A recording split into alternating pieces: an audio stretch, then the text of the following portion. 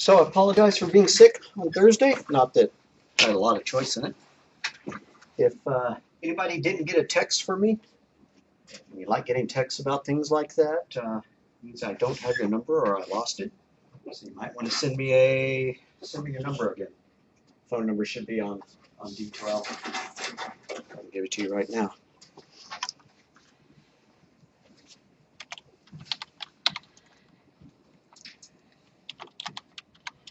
So just send me your name. All right, so what are we going to do? We're going to talk about counting in binary. And then we're going to go on and do a little bit more than that. So I'm going to turn the screen back off so that I can write on the board without the glare. I may need to turn that light back on. I did turn you off, didn't I? Function not available. How dare you try to turn the screen on? Throw a towel over or something. Pardon me? Throw something over. I'm so sorry. I still didn't hear you. Throw something over the lens. My jacket. Better turn off in just a minute, surely. You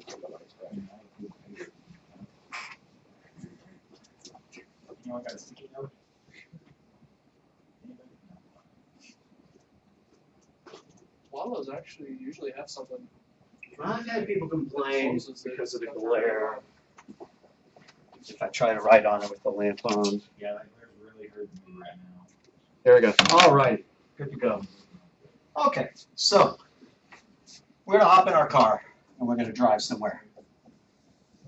There's my really sophisticated looking car, eh? So, brand new car. Got an odometer, 0. You've probably heard this lecture before. You go a mile. You go another mile. You go another mile, and so on. You get to mile 9. What's going to happen? What's our next mile? 10, but we can't. Yeah, 10. But what's happening is we have maxed out our counting system. Because in base 10, represented by parentheses followed by 10, otherwise known as decimal, deca meaning 10. In base 10, we only have 10 digits starting at 0 and going up to 9. You know, you learn to count like this, 1, 2, 3, 4, 5, 6, 7, 8, 9, 10. But really, our digits are 0, 0, 1, 2, 3, 4, 5, 6, 7, 8, 9, right? Because when you're teaching kids to count, we don't teach them to do 0 as well, but it's part of our number system. So anyways, once we max the column out, it rolls back to the first one. And then we carry an add, and then the next one gets incremented. So really, we had 0, 0, 0, 1, 0, 2, 0, 3, all the way up to 0, 9. We max it out, so drop back down to 0, and the next one got added.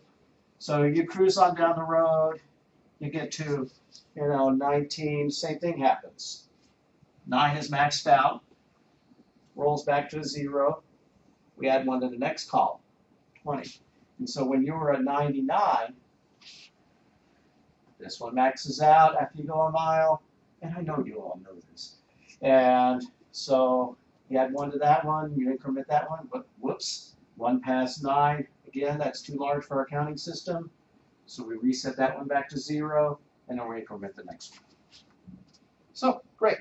We are all very familiar with base 10, having learned how to count on our fingers when we were in preschool or whatever. So what's really going on? We are counting in powers of 10. We have 10 to the power of 0. That's our ones column. We have 10 to the power of 1, which is our tens column. We have 10 to the power of 2, to the 3, to the 4. So this is the ones column because any number to the power of 0 is 1. And you can do a mathematical proof if we like doing math proofs, and I've kind of forgotten how to do it, so I'm not going to do it. And then 10 to the power of 1 is 10.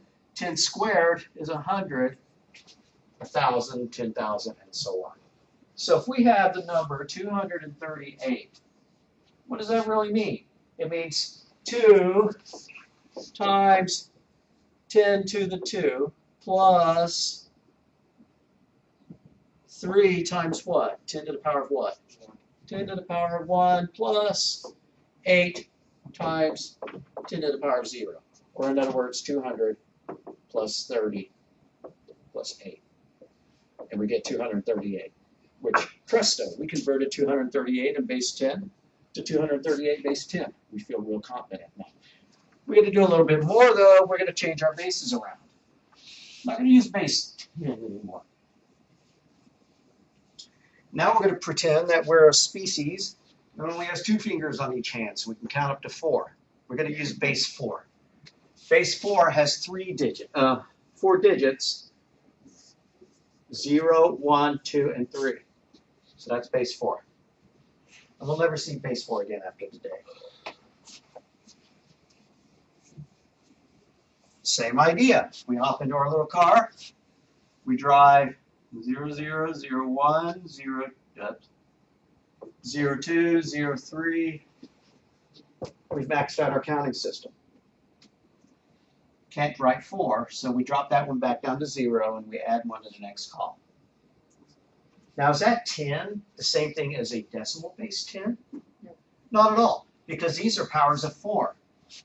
Base 4 is done in 4 to the power of 0, 4 to the power of 1, and 4 to the power of 2.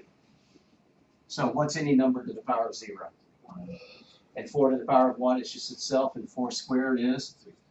Okay, so if we have 10, that's 1 times 4 to the power of 1 plus 0 times 4 to the power of 0, which is just 1. But any time, 0 times anything is just 0. So 10 in base 4 is equal to 4 in base 10 according to that calculation. Kind of odd that it worked out that way, but all right, enough of base 4 because we're all about the binary. Computers generally, memory only has states of 0 and 1, bits. Whether they're magnetically charged bits on a disk drive, and a charge one way means a 0 and the charge another way means a 1, or whether it's a paper tape punch like they used in the 50s and 60s, where a punch means that it's, a 1 and no punch means it's a 0, or, whether it's transistors and it's got power or not, or I don't know how flash drives work. Anyways, so we've got powers of 2. 2 to the power of 0, 2 to the power of 1, 2 to the power of 2, 2 to the power of 3. So that's 1, 2, 4, 8, 16, 32, 64, and so on. I should have gone ahead and written it out. 8 bits rather than 4. 8 bits is what's known as a byte. So if we were going to do a byte, it would be 1, 2, 4, 8. That's 4 bytes. 16, 32, 64, and 128. And I'll just say that 8 bits can hold a value between 0 and 255. If you feel like adding them all up because you don't trust me, go by me.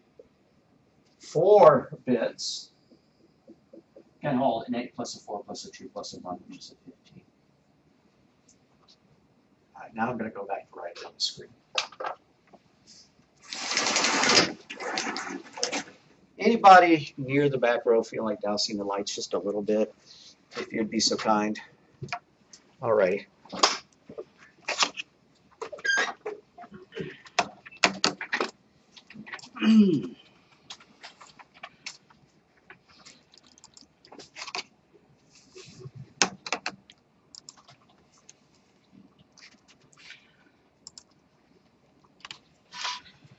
So if we have 8, 4, 2, and 1.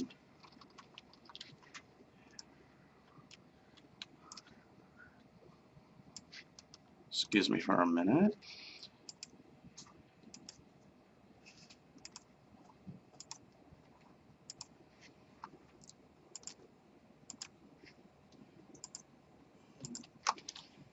And so if we wanted to convert the number 1, 0,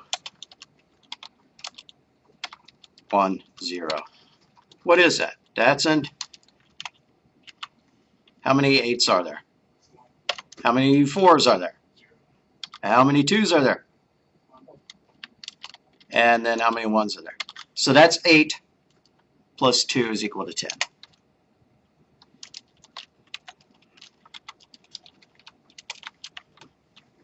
Just pretend there are plus signs there. All right. So again, 8. Usually I do this in Notepad, and it's easier, but then it looks lousy when I try to make it into. Okay, so yet again, 8, 4, 2, 1. And our number this time is 0, 1, 1, 1. Add that up in your head. Somebody tell me what that is. 7. Yeah, that's 7, right? So not that you have to know this, but there's a method for calculating the maximum value that can be held in a series of bits. We've seen that 4 bits, or if you trust me, can hold up to 15 value of max, 15 max, or 16 total, counting 0. We've seen 8 bits can count up to 255 as its largest number, or 256 different values. The way you calculate that is 2 to the power of n, where n is the number of bits, minus 1. So if you have 5 bits, that's 2 to the power of 5, and then minus 1. Not that I remember what 2 to the power of 5 is. I think it's 32. 2 to the power of 5. 32, okay. Minus 1 is the highest value you could hold. Would be a 31. So you have 32 different possible values. What if you were trying to hold the English alphabet? You would need 26 different possible values. So you could hold the letters A through Z in 5 bits. Now, would you really want to do that? No, because you don't have much room for punctuation, and you certainly don't have room for the numbers, right? So in order to do all 26 letters of the alphabet plus 10 digits, that's 36, plus, I don't know, 10 or 20 punctuation marks, that's 46. 32 different values is not going to cut it. 64 would. So 5 bits is not enough for an alphabet, but 6 bits is, because it's 64 different possible values. However, is that really enough? No, because we like lowercase too. And if we tried to do uppercase plus lowercase plus digits, probably wouldn't fall into 6 bits. So they adopted 7 bits as a standard. So 7 bits gives you 128 different values, or a high value of 127. So there was plenty of room for lowercase letters, uppercase letters, all the digits, all the symbols, and they even reserved like the first, 20 or 32 different values for control characters for communicating between 2 computers via a modem. A start letter and a stop symbol, things like that. So ASCII is a 7-bit character set. Not that I'm going to ask you that on an exam. Encoding all the English letters, uppercase and lowercase. Why is it saying that's misspelled? Oh. Alrighty. So anyways, ASCII stands for American Standard for Computer Information Interchange, something like that. So all the numbers, everything stored in your computer is a series of bytes, is a series of numbers, where each letter, each digit, is stored as a series of bits. Now the problem with ASCII is that it's for English only. So you can be sure that the Russians weren't using ASCII because their alphabet's considerably different than ours, and 7 bits wasn't enough to hold both English and Russian. Certainly not enough to hold English and Russian plus all the Romance umlauts and the German, diacriticals and this and that and the other. So that was solved in a different way. But in the past, like 70s through 90s, ASCII was the way to go. So whenever you got on using your modem and you logged into a BBS or the internet and pulled down your email or whatever, it was encoded as a series of 8-bit values. Now you notice I said 8-bit, whereas ASCII is a 7-bit. Well, if you use 8 bits, you have another 128 spaces you can play with, and you can get symbols. I think most of y'all know that if you're using a PC and you hold the Alt key down and use the numeric keypad, like you type in 129, you get a special symbol. If you type in 130, you get another special symbol. If you type in 250, you get something else. You type in a 255, you get something, well, can't see it, 248, and so on. So that's the extended ASCII character set. Symbols like that. And some of them are, things with straight lines above, down the side or up at the top or corners or stuff like that, so you can make tables in a primitive character sense. So anyways, so we're just going to say 8 bits for now, or 1 byte per character. Here's an ASCII chart. There's zillions of ASCII charts, actually. And is ASCII the only way you can encode letters into numbers? No, not at all. IBM invented their own one, and it was weird because it wasn't all consecutive, You'd expect A through Z to just all be consecutive values, right? Starting at 1 and then going up to, to 26 more than that. Well, IBM's weird, and they didn't want to do it that way. Let's see if we can find a good... All right, so I have a question. Yeah. So is this kind of how, like, how the beginnings of, like, the Germans used when they used the Enigma? No, this was after that, about 20 years after that. But right, the Enigma machine was based on the idea that each letter was represented by a number. And then you could scramble them via a mathematical algorithm. And then later on, you could take those numbers and you could run that algorithm in reverse and get text again. So exactly like that. It's just that the numbers they chose didn't have anything to do with what we're talking about now because they weren't binary based. Now, some Germans actually during World War II were working on computers. It's kind of like everybody decides at the same time to invent things. There was more than one person working on the light bulb at the time that Thomas Edison came up with a good version of it. There were more than one, first airplane, like the Wright brothers in America, but there are people in Brazil and France trying to invent the airplane at the same time. It's like, okay, it's airplane time. And so the 40s became computer time. And the English were inventing computers to crack Enigma, while as the Americans were building computers in order to build better, weapons tables and stuff like that, calculate, mathematical values for the development, of nuclear bombs and artillery trajectories and stuff like that. The Germans were coming up with their own, and there was even a programming language for it. They just didn't have time and resources to actually come up with electronic computers the way that the British and the Americans did. So where was I going with that? The ASCII chart. Is this a good one, or is it impossible to read? Well, isn't that light? No, thank you. How about that one? All right, that's cool. So if we were going to write the word dead down, and it was going to be in all caps, I'm going to ignore this hex column for now because we haven't talked about hexadecimal. A capital D is a 68, and then a capital E is a 69, and a capital A is a 65, and a capital D is a 68. So if we typed in dead in all caps in Notepad and we saved it, then 4 bytes would be written to the hard drive. A 68, a 69, a 65, and then another 68. So a piece of text is just a series of numbers. If you typed in dead and you hit the enter key and saved it, you'd see and you did it in Windows rather than on Unix or Mac, you'd see a 13, well, you'd see the letters DEAD, and then you'd see the control code 13 followed by the control code 10. Character turn, meaning bring the cursor back to the beginning of the line, and then line feed, meaning going down to the next line. Unix systems just assume that a character turn will go to the next line, right? Because you almost never want to send your cursor back to the beginning of the same line, right? So, and you'll see that there are other control keys. There's one for backspace.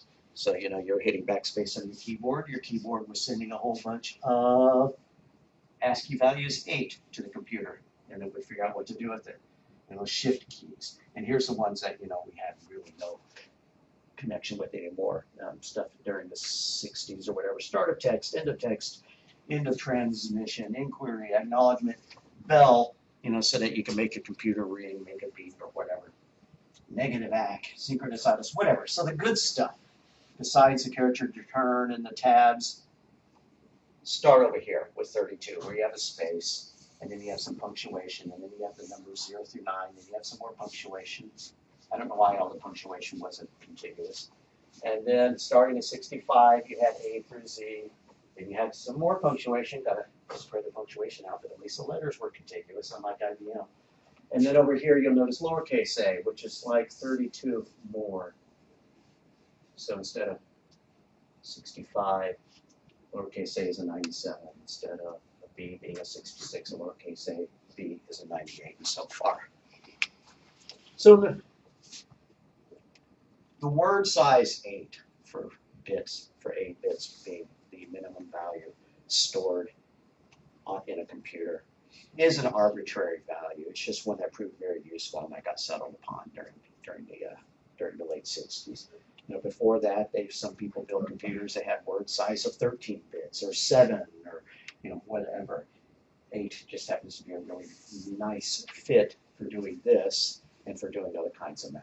So that's what got settled upon. Okay, so we haven't talked about hex yet, so I'm going to need to talk about hex before we do our next little thing. Hexadecimal is a counting system where you don't just have 10 digits or 4 or 2, you have 16. I think I can take my phone number off. So binary, you have 2 digits, 0 and 1. Decimal, base 10. You have 10 digits, 0 through 9. If we were going to count them out, it'd look like this: 0, 1, 2, 3, 4, 5, 6, 7, 8, and 9. And then you have hexadecimal. Hexadecimal. Hex meaning 6, deca meaning 10, so that's 16 digits. Well, I mean, count those out. And I know some of y'all are very familiar with this, so you're going to see where this is going. I don't remember if that video covered this or not. So we have 0, 1, 2, 3, 4, 5, 6, 7, 8, and yeah. All right, I've counted out to 9. What's next? I need another digit that means 10. A single digit that means 10. In fact, I need 6 more, right? Because I want to count up to 16. So what could I use as replacements for numbers? Yeah, I could use letters. A, B, C, D, E, and F. Those are all hexadecimal digits. So if you were going to get in your hexadecimal car and drive down the street, your odometer would say 00, 01, 02, 03, 04, 05, 06, 07, 08, 09. But this is a hexadecimal car. Are we going to roll over to 10? Not yet. We haven't maxed out our counting system. So it would then say 0A, 0B, 0C, 0D, 0E, 0F. Now we've maxed out the last digit. So it would reset down to 0, and we would increment the next column by 1. So then it becomes 10, 11, and 12, and 13, and 14, and 15, and so on. And so is a 10 hexadecimal equal to a 10 in decimal? No, not at all. So hexadecimal is not powers of 2 or 10 or whatever. It's 16 to the power of 0, and 16 to the power of 1. 16 to the power of 2, 16 to the power of 3. So I can't really do these in my head, but I know that that's a 1's column and a 16's column and a 256 column. Just by experience, I know that 16 squared is 256, and I don't know what 16 to the power of 3 is. It's 4096. Thank you. Awesome. So 4096. Right. So if I wanted to convert a hexadecimal number to decimal, like what if I had the number 1, 0, 2, 3?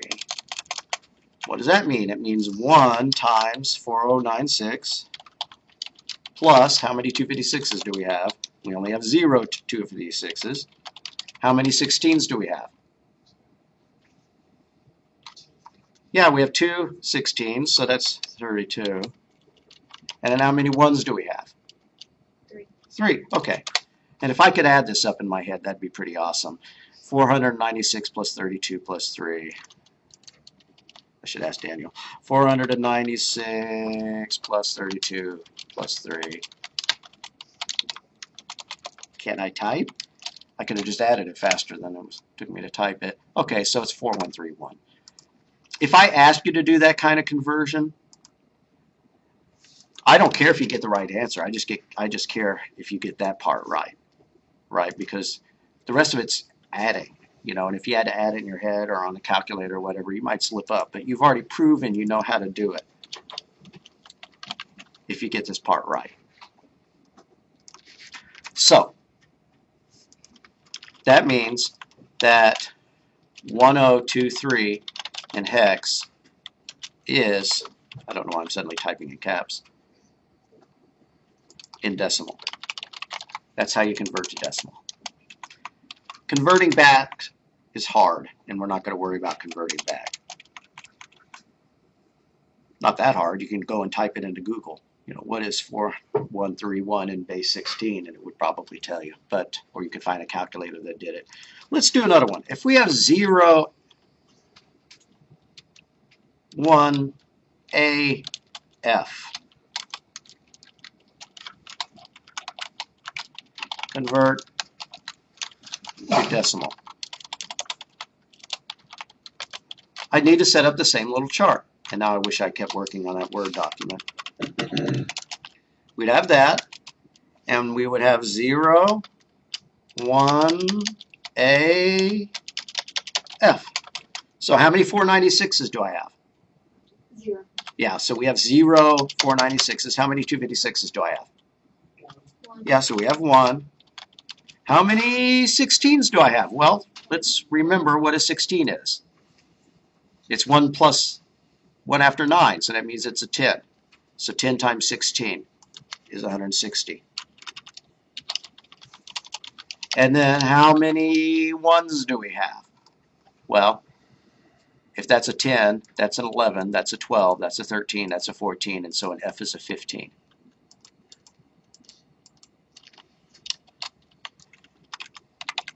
All right, so 256 plus 175, excuse me,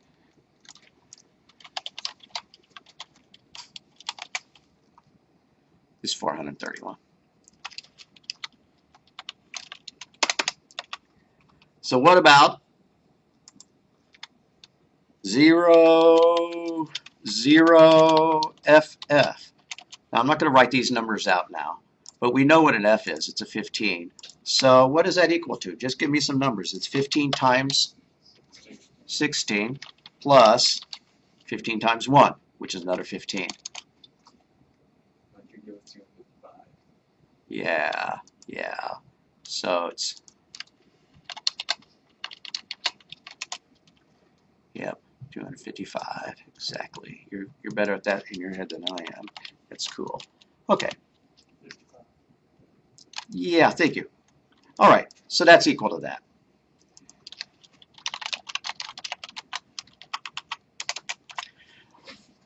So let's go back up to this. I want to go back to my Word file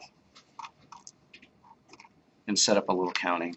0, 0, 0, 0 is a 0 in decimal, which is a 0 in hex. So let's do binary, and then base 10, and then base 16. And then we're going to do another binary, another base 10, and another base 16. All right.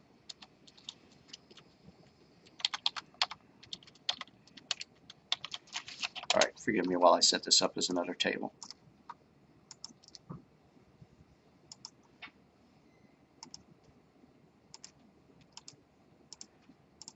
All right.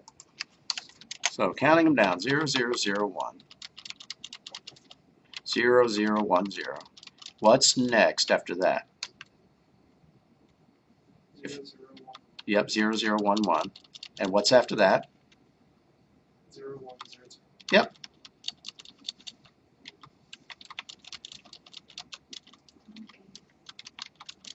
Is that making sense to everybody? Mhm. if you had to write this table yourself. By the way, if I give you some problems like this on an exam, I'll give you the table that we're creating because I don't want you to have to spend 5 minutes writing it down, during an exam. Okay, so that's a 1, 2, 3, 4, 5, 6, and a 7. And base 16, that's also 1, 2, 3, 4, 5, 6, 7.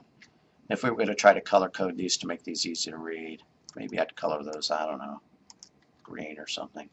Sorry for you colorblind folks. All right, so now we're going to go 1, 0, 0, 1, 1, 0, 1, 0, 1, 0, 1, 1, 1, 1, 0, 0, 1, 1, 0, 1, 1, 1, 1, 0, and 1, 1, 1, 1. So these are just 8 plus the other value, right? Because that's the 8th place.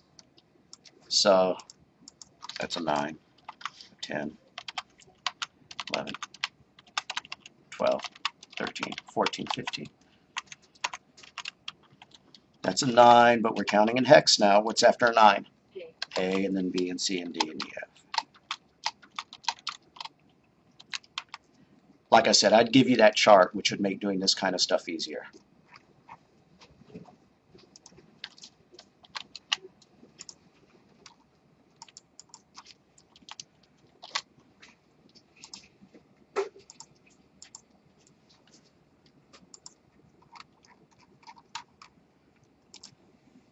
All right, so now we've talked about hex.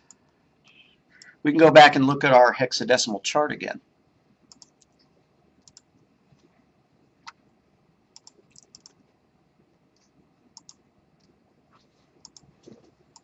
Oh, I had a good one. Where'd it go? There we go. Okay, so capital A is a 4-1 in hex.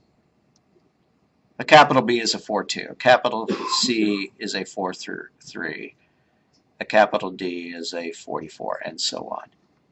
So if I wanted to convert the text C++ fun like that, I could do that with the ASCII chart. See if I can get both these on the screen at the same time. That's probably a big yeah right, but let's give it a shot. All right, you guys can't read this, but you could either pull it up on your own screen or just trust me. A C is a 43. A plus is a, let's find it on the screen, a 2B. Another plus is another 2B. A space is a 20. An F is a 46. You see how I'm doing this. I'm just finding the character and I'm looking in the hex column. A U is a 55. An N is a 4E. An exclamation mark is a 41. And then if we assume that we're doing it in Windows and we hit enter at the begin, it will have a character turn followed by a line feed, which is a 0D and a 0A.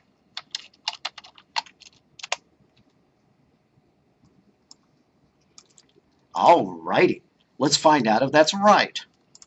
So each pair of digits is a byte. Why do I say that?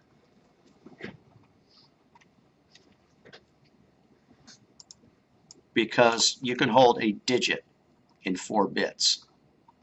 You know, any digit between 0 and F in 4 bits. So to write out 4E, you have to have 4 bits there, and then you have to have 4 bits there, and that would make 8 bits, which is a byte. So each letter takes up 1 byte in this system. Now I'm going to put spaces here just because, right, seeing that huge number, you know. Are there spaces out on a computer? No, but, you know, for our point of reading, that's nice. Okay, I want everybody to play along with me. Launch Notepad. Go to the Start menu. I mean, you don't have to do this, but launch Notepad, and then type in something. Why don't we just type in C++ fun, space fun, exclamation mark, and then type your name. Use lowercase.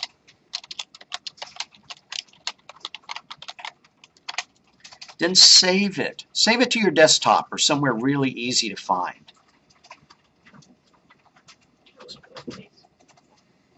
Yeah, I did mine lowercase. It doesn't really matter. Save it to the desktop. And I'm just going to call this fun.txt.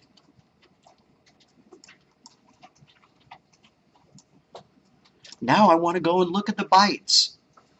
You use a hex editor in order to do that. Hex editor.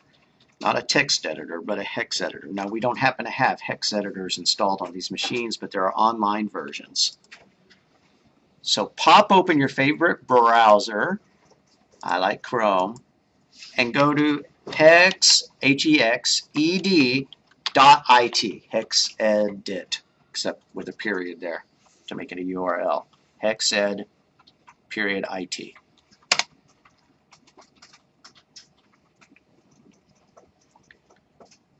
Alrighty. Then do open file and pick that file that you created. Open file. Go to your desktop, find that fun.txt or whatever you called it.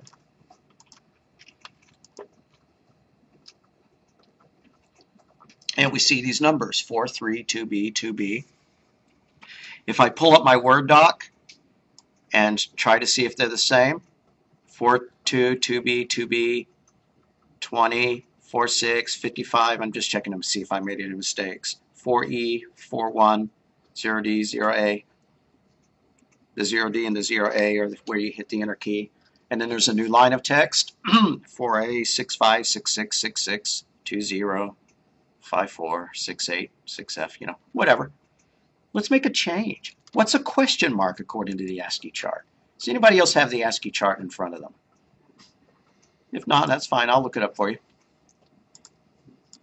A question mark is a,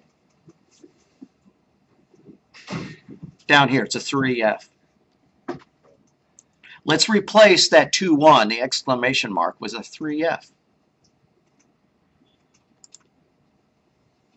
So, I need to close that. I don't know why that's open. Alrighty. Find the 2-1, click on the 21, and change it to a 3F. And look what it did to our text. It now says C++ space fun, question mark. It's a little bit more uncertain. We're not sure if we're having fun anymore. We could save this document. Let's export it. I'm going to call it fun2.txt. fun2.txt. And then I'm going to go and open that file in Notepad. So I just need to get to the desktop and double click on it. So there's fun2.txt. And it says C++ fun. So I used a hex editor to change it. Back in the old days when games saved files to the local disk, and I'm sure they still do, you know, but if you're playing, you know, World of Warcraft or a massively, you know, an online one, your data probably isn't stored entirely on your disk. But what people would do is they would go and they would edit their save information. They would use a hex editor. And they would go and find the values. Okay, here's the strength of my character. And they crank them up so that the strength of your character was 99 rather than 18 or something like that. Or, you know, maybe some of y'all, you know, grew up with the original Nintendos or Genesises or whatever, and you had Game Sharks or other cartridge-based things that would let you edit the values in RAM and change the values of the bytes to make your character immune to damage, or, you know, change the number of bullets that your character could have or stuff like that. Same ideas. Same exact thing that we just did. We went in and we changed the numbers in memory to change the value, the meaning of it. So if we looked in Notepad, excuse me, if we looked at that file, that's what we would see written in it. Except it's all zeros and ones, right? So what else can you do with hexedit? Why do we care? This is a text file.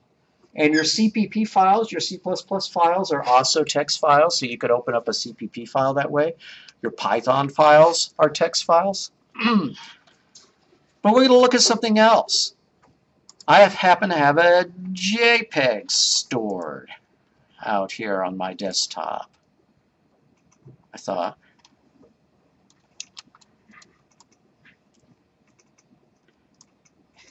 Yeah. Here we go. Some minions. All right, so that's one of my JPEGs. I'm just going to call that one.jpg. And then here's a second one. I'm not sure why we have a tombstone labeled JPEG, but okay, so that's 2.jpg. I'm going to upload those things to HexEdit. You don't have to do this, just trust me on it. So that's what one of the JPEGs looks like. And if we look at it, not that you people in the back can see it, it starts with an FFD8. And then later on, there's something that says JFIF. JPEG file information or something. I don't know. And then, you know, we're not going to be able to see much else in here because a picture is going to be stored, you know, purely as numbers. You know, each pixel represented by a color or whatever. Now I'm going to go and open another JPEG. So hexed.it.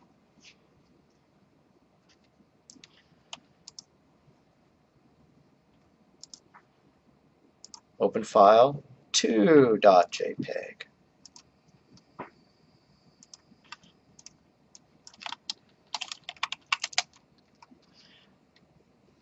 And if we could pull these up side by side,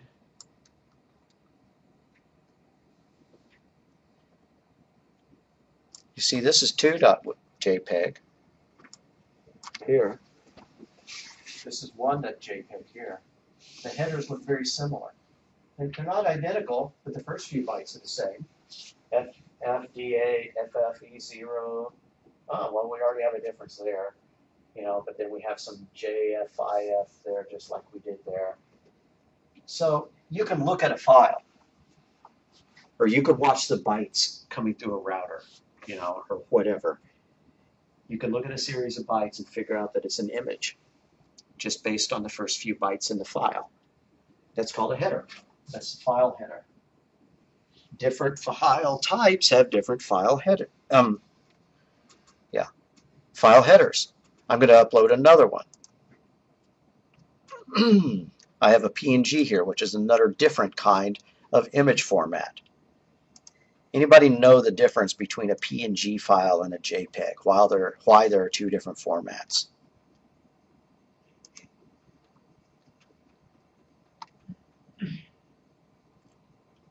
One is a lossy format, and another is a lossless format. A JPEG is a compressed file format, and it does some mathematical stuff so that, you know, if your camera's got a 16 megapixel camera, not every image is 16 megabytes, right? Because that'd be a big file. You'd run out of space, so they're compressed. A PNG file, though, is not compressed, so every bit is preserved perfectly. Now, why do you care? Well, sometimes you don't want the bits to, you know, to be kind of smudged. And I know some of y'all have noticed that if you zoom in on a JPEG, especially one that's been downloaded and saved and stuff like that, you notice some noise kind of at the edge, right? So that's the compression algorithm at work. And maybe y'all are familiar with the idea of compressed music, right? MP3s. Well, this MP3 was encoded a long time ago, so it's at 128 bits. And this MP3 is compiled more recently, and it's 256 bits, and those sound better. And then you have I'm going to use the term music snob, but I'm just being silly. You have the music snobs who don't want compressed music at all, so they get a player that can play an uncompressed format stream, like an AIFF or a .FLAC or something like that, because they don't want any compression in their music files at all. So anyways, a PNG is an uncompressed image, meaning that it would take up a lot more space for the same picture, but it's a perfect copy. It's not compressed in any format. And if we look at it, it's got a different file format. You may not be able to see the letters, but starts with an 89, and then it's got the letters PNG. And I'm pretty sure that no matter what PNG document we downloaded, they would all have the letters PNG there. And maybe they'd all start with 89. I haven't checked. And then there's something called an I header. Typically, in the header of a file, there are what are known as tags. And the tags indicate things like how many colors are in each pixel can hold, or what is the size of the file, right? Because back in the old days, your webcams could only take a 640 by 480 picture. Talking about the late 90s or whatever, and the modern cameras can make pictures that are thousands of pixels wide and thousands of pixels tall. So some of the tags have to be dedicated to the dimensions of it. And in a JPEG file, in an image file, if you take a picture with your smart camera, it embeds all sorts of stuff, even your GPS location. So if you take some pictures and you email them to somebody, then lo and behold, you did not know it, but you just sent them your GPS information, and they can identify down, to the square meter where you're standing. Facebook and things like that strip out that information so that you can't just look at a picture and tell the GPS information. So that's good. But for privacy concerns, if you're ever concerned about sending a picture to somebody and then having your, I'm saying JPEG, GPS, your GPS information is embedded in it. I hope I've been saying that the whole time. Your location, where you are, is stored in every picture that your smartphone takes. If you care about that and you want to send a picture to somebody but you don't want that in there, take a screenshot of your picture, right? Everybody, I hope, knows how to take a screenshot of their camera, of their phone. You just take hold the power button down and hit the home key or whatever the special combination is, because that screenshot won't have any GPS information in it. So is embedding other photos within photos a thing? No. Like say if you were to just look at an image, but if you were to look at the encryption or whatever that is. Well, there are file formats that contain multiple images in it. For example, a video stream has to have, a series of images to represent the video stream. Although video streams, they try to optimize them so that you don't have to store an entire frame. Just like you've noticed, if you have digital cable or whatever and it messes up, then part of the image is messed up, and then slowly it'll come back and you'll see some pictures there. But in a Word document, can have pictures embedded in it along with the text and stuff like that. A picture being embedded in a picture would just, as you're asking if I understand, would just be considered one picture, right? It's like taking a picture, copying and pasting it into another picture, but then when it's saved, it's just one picture. Does that kind of make sense? Well, no, I was really more asking this is kind of off subject, but child pornography, a lot of the perverts that use it, they'll embed those photos and within an image that doesn't seem like it's anything bad. Oh, right. Is that a thing? Yeah, people do. You can encrypt text files by hiding them in other images. And the way you would do that is, your picture of a waterfall is going to look just about as good, even if the bytes are messed up just a little bit, so that parts of it are a little bluer or parts of it a little darker or whatever. So you can embed one picture inside of another that way. And yeah, so, child pornography or, documents about, how to build bombs or whatever can be stored just in other pictures and then uploaded. And you have to have some kind of software that'll extract that image from the other image. A cheesy way of hiding the images on your hard drive would just be to rename the extensions.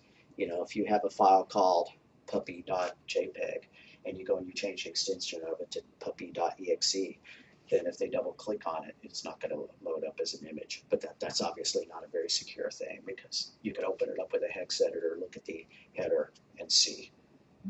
So very, very good point. We are about done with this lecture. Also, my voice is giving out. We may get out a little bit early. I want to show you how to convert from a decimal number back to a binary number. And I'm certainly not going to ask you how to do this. But I just want you to see it. And why do I say I'm not going to ask you to do this on an exam? Because in real life, if you had to convert something to binary, and could you crank the lights all the way back up so they're a maximal brightness? Awesome, thank you. You just use a calculator. You can download a program, or the Windows calculator does these kind of conversions. Obviously, you can do the same for the others, but I want you to have the idea of how to go from binary to decimal or hexadecimal to decimal. This going the other way, I don't care so much. If you had the number 34 and you wanted to convert it to binary, what you do is you keep dividing by 2 and then writing down the remainder. So 34 divided by 2 is 17. So that has a remainder of 1. No, a remainder of 0 because it was an even number. And then 17 divided by 2 is 8, which would give you 16 with a remainder of 1. And 8 divided by 2 is what? 4 with a remainder of 0. 4 divided by 2 is 2 with a remainder of 0. 2 divided by 2 is 1 with a remainder of 0. And then 1 divided by 2, I messed up, is 0 with a remainder of 1. And then you just write it starting at the bottom and going up. So 1, 0, 0, 0, 1, 0. 1, 0, 0, 0, 1, 0. And if we wanted to add those up, we just write down the powers of 2. 1, 2, 4, 8, 16, 32. So that's a 32 plus a 2 is a 34. I just took it back to decimal right at the end. So that's how you convert from from decimal to binary. You just do that process of dividing by 2 and keeping the remainder, keeping track of that, and then you write it from the bottom up. All righty. Anything more than that? We've talked about ASCII. What I want you to remember is that ASCII is a character set where the letters are stored as numbers. I talked about hexadecimal. Hexadecimal is a counting system that has 16 digits, including A through F. And I could give you an example of why that's used. I think that'll be the last thing. It's like, why would anybody invent hexadecimal? It seems fiendish. Why would they want us to do it? All right, lights one more time. Dark, please. So.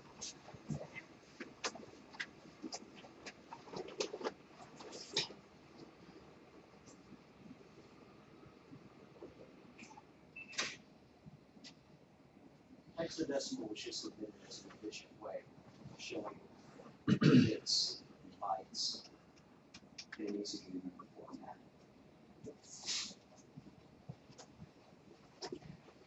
Because your data is stored in memory or on a hard drive or anything as ones and zeros. But if you were going to memorize, or if you wanted to look at your hard drive, if you wanted to look at one of those JPEGs and figure out the header, you see all that, that's not going to be very much fun to look at.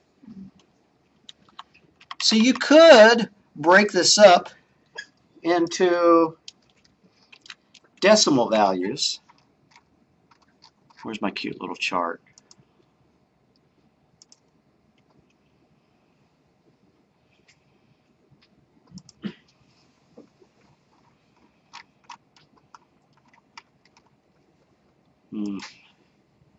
I'm going to still be on the cough syrup because my brain just slipped. So if we have 1001, 1010, 10, yeah, whatever. Break these up into clusters of 4. Yeah, what do you know? Okay.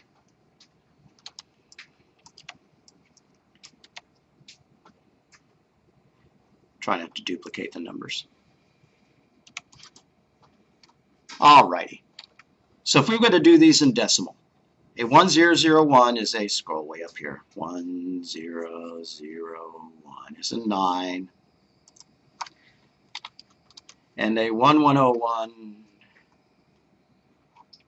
in decimal is a 13.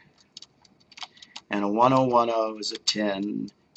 And an 011 is a 6. And a 1011 is a B. Nope. Did I get that right? Yeah, 1011 is a B. but not a B because I said we were doing it in decimal. So that's an 11. So if we were going to display that on the screen, I couldn't just do 91310 because you wouldn't be able to break it up correctly. You wouldn't know whether this was supposed to be a 1 or a 13.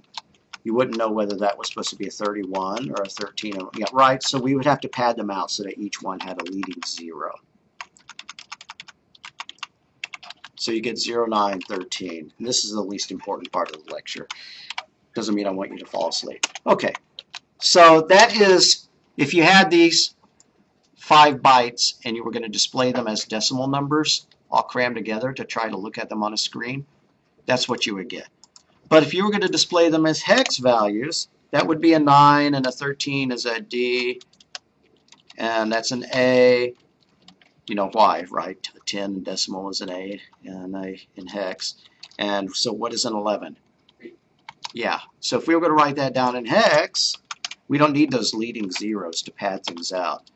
9D, A, 6B. So you can see that you could get twice as much information on your screen representing the zeros and the ones if you display the values in hex than if you display them in decimal. That's one reason why people invented hexadecimal, just because it's easier to display, more concise. All right, I didn't make y'all do anything, so there's nothing to upload, so I better take roll. Why don't we go ahead and end it here? Wow, we got out 3 minutes early. No, wait, 13 anyways. All righty.